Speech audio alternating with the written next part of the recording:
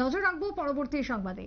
রাজ্যে বন্যা পরিস্থিতির পর এলাকা পরিদর্শনে গেলেন বিশেষ করে আইএলএস হাসপাতালের চিকিৎসকরা। কারণ আজকের যে বন্যা পরিস্থিতি তারপরে দেখা গেছে যে বেশ কিছু রোগ জীবাণু বাসা বাঁধছে মানুষের শরীরে।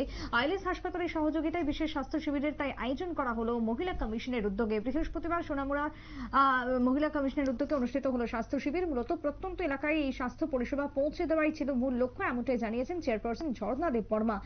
বর্তমানে যে বন্যা ছিল তাতে করে এখনো পর্যন্ত অনেক জায়গাতে জল রয়েছে, জল নামলেও সেখানে কাদা রয়েছে, তারপরে পোকামাকড় জীবাণুর আক্রমণ চলছে, আর যার ফলে মানুষের শরীরে একাধিক সমস্যা দেখা দিচ্ছে। জ্বর লেগেই রয়েছে, হাসপাতালগুলিতে ভিড় বাড়ছে।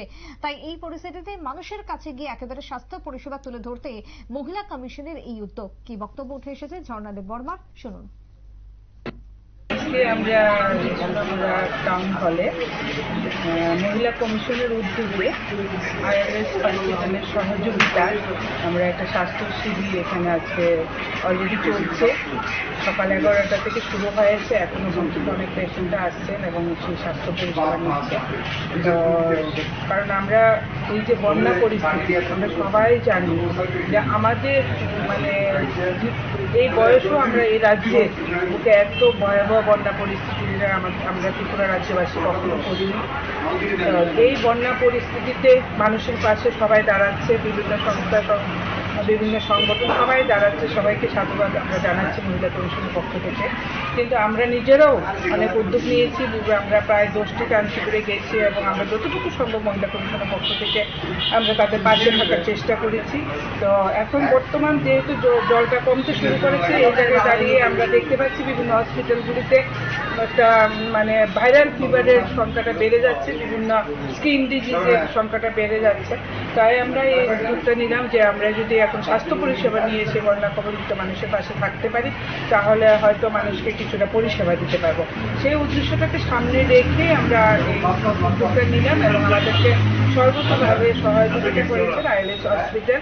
এবং আমরা আরও এই ধরনের ক্যাম্পেনিং করার আমাদের প্ল্যানিং রয়েছে। আমি ডেটটা আপনাদেরকে ফাইনাল জানাতে পারছি না।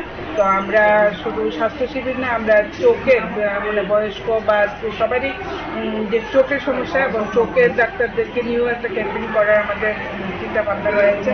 তো এখানে যে মহিলা কমিশন শুধু মহিলাদের পাশে থেকে কাজ করবে সেটা বিষয় নয়, কারণ মহিলা কমিশন মহিলাদের জন্য কাজ করে, ঠিক আছে, মহিলাদের বিভিন্ন সমস্যার জন্য মহিলা কমিশন মহিলাদের পাশে থাকে।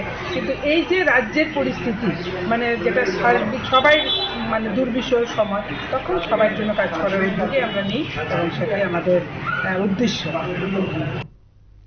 আপনারা শুনলেন মহিলা কমিশনের চেয়ারপারসন ঝর্ণা দেববর্মার বক্তব্য। তবে শুধু মহিলাদের জন্য নয়, রাজ্যবাসীর পাশে দাঁড়ানোই হচ্ছে এই সময় দরকার। তার জন্য এই স্বাস্থ্য শিবিরের আয়োজন। ত্রিপুরা রাজ্য মহিলা কমিশনের উদ্যোগে আইএলএস এর সহযোগিতায় আজকে সোনামুড়াতে স্বাস্থ্য পরিষেবা পৌঁছে দেওয়া হলো ঘরে ঘরে। ছোট্ট বিরতির পর ফিরে আসবো, সঙ্গে থাকুন।